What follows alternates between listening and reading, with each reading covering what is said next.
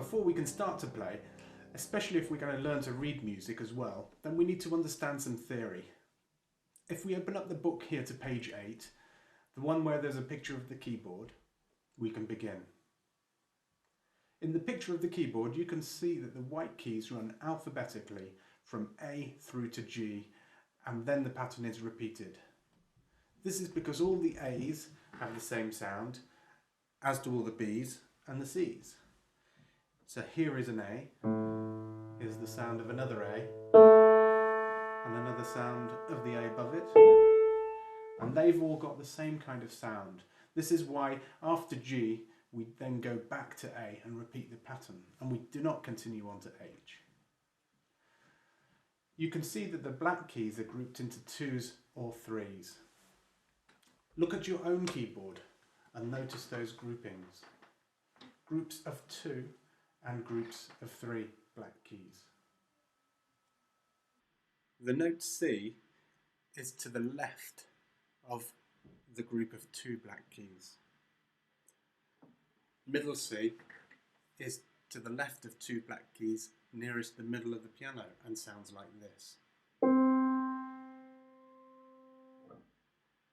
Other Cs will sound like this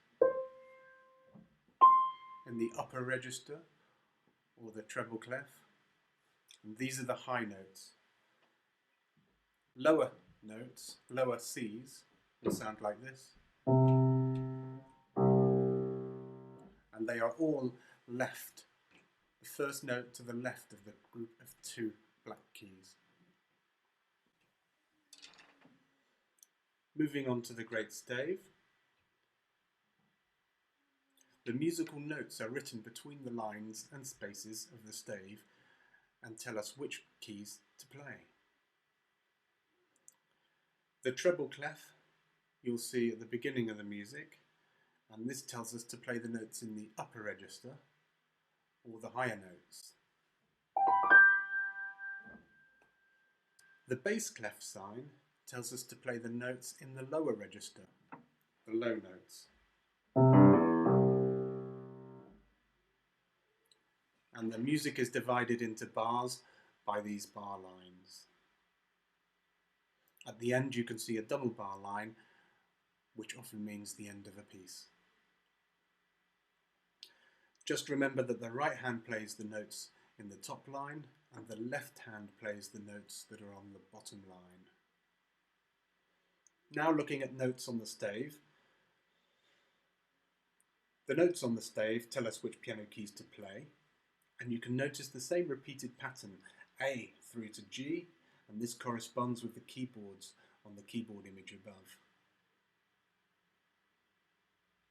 You can see where middle C is written first in the top line and also in the bottom line, and this key is the same, just played in different hands. Moving on to numbering of the fingers, you can see that each finger is given a number. So the thumb is finger 1 and the little finger is number 5. The numbers above and below the notes on the sheet music tell us which fingers to use. Moving on to the notes. Depending on which country you live in, there is different terminology for the names of the notes. For example, a semibreve or whole note lasts for 4 counts. A dotted minim or dotted half note lasts for 3 counts. A minim or a half note lasts for 2 counts, and a crotchet or quarter note lasts for 1 count. In the UK, we use the terminology at the top, semibreve, dotted minim, minim and crotchet. Moving to middle C, this is where middle C appears on the treble clef, and this is the exact same note, middle C, in the bass clef. This is the same note on the piano. Just remember, top line you play with the right hand, bottom line play with the left hand. Time signature. The numbers at the beginning of the music tell us how many counts to give each bar. For now, we only need to take notice of the top number, and we'll come on to what the bottom number means at a later date.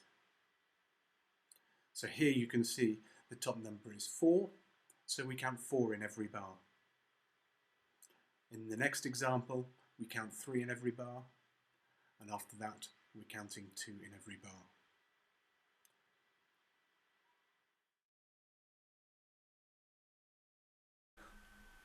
This brings us to the end of the introduction. There is so much to take in to begin with, and now that we've been through it all in detail, you are ready to play. Don't worry if you forget some of it at any stage. You can always go back over the summary of information in the book or replay this video, but it is worthwhile covering everything so that you do begin in the best way. Of course, you can always reach out to me directly in one of our live streams or through my Facebook group, Adult Piano Beginners. Just join and introduce yourself. I'll see you there.